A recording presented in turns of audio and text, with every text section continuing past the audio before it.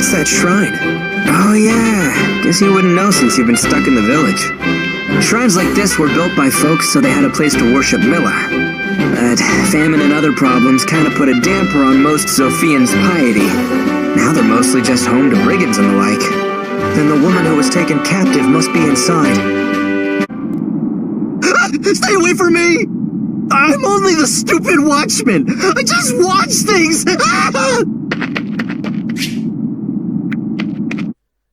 This is what you're greeted with once you enter the Thieves Shrine, the scared watchman. The ruffian runs away as fast as his legs can carry him. This is certainly not a bad omen for our mission here. We are to save a woman from captivity inside the shrine. Let us enter.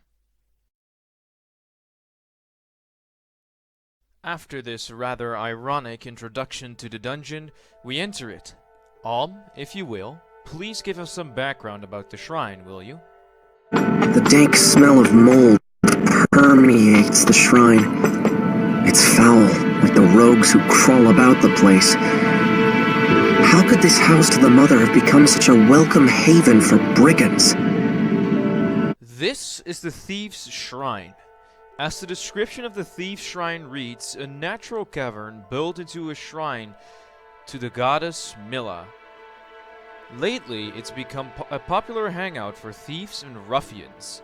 This will be the first dungeon you will come across in Fire Emblem Echoes, and is the perfect place to train up your units and even promote them if they're eligible. The shrine itself is rather beautiful. The only real bad thing and the most ugly part of the shrine are the brigands that crawl the place. They're everywhere, it seems. In the dungeon you will find 3 different brigands. Each brigand represents a group of 3 brigands in a battle, which means that you will actually be battling a couple of brigands here. Hooray, surprise! This is the Thief Shrine after all. The brigands in the shrine have really made themselves at home. You can see carts with barrels loaded in them around the shrine, as well as tables with chairs. Because, of course, there is nothing more relaxing after a full day of pillaging and thievery than playing a game of cards with a nail in your hand. Overall, the story of the Thief Shrine is kind of sad. The thieves have taken over the shrine completely, and even though it should be a place of good, evil roams around now. Still, the beauty of the shrine remains, with the waterfalls at the side, and just, the entire look of the place. I just love it. Anyway, we're not here to go sightseeing and admiring the place. We actually have a prisoner to save. So let us go to the next room, shall we, and free the prisoner from her captivity. Huh? What do you scrawny little rats want? You got nerve barging in here, just as I was getting to the main event. Kill 'em, boys, and be creative about it. Taking down the brigand boss and his henchmen will be quite the challenge. There are still quite a number of brigands in the shrine, even though we've clearly routed a lot of them.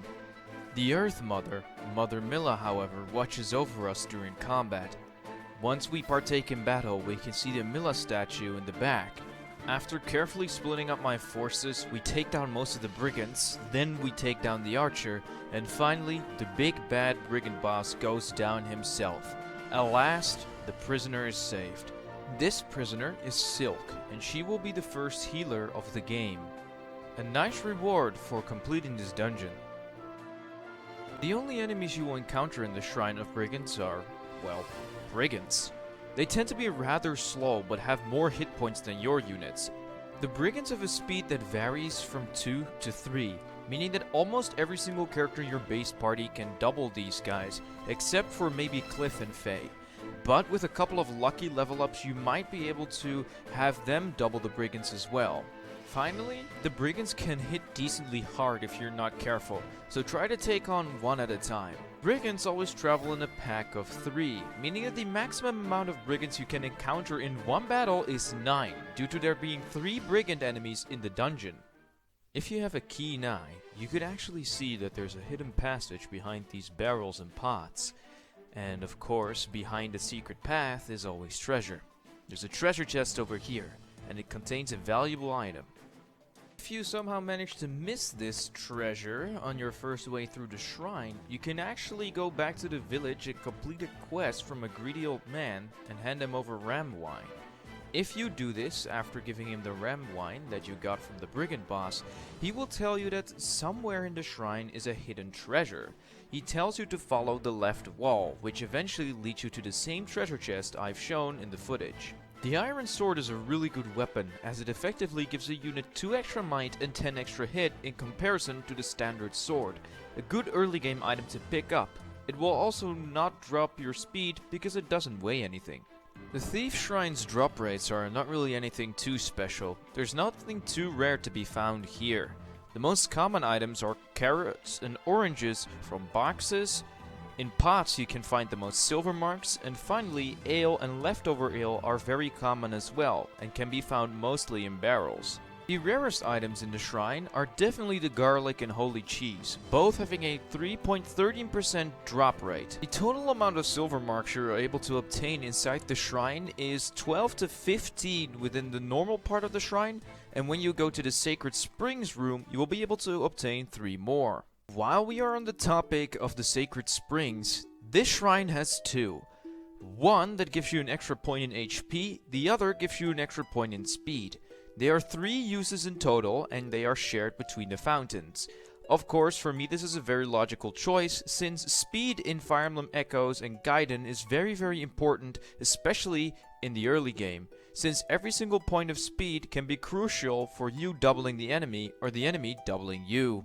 Perhaps the rarest item in the entire Thieves Shrine can be obtained as a random drop from generic enemy Brigands.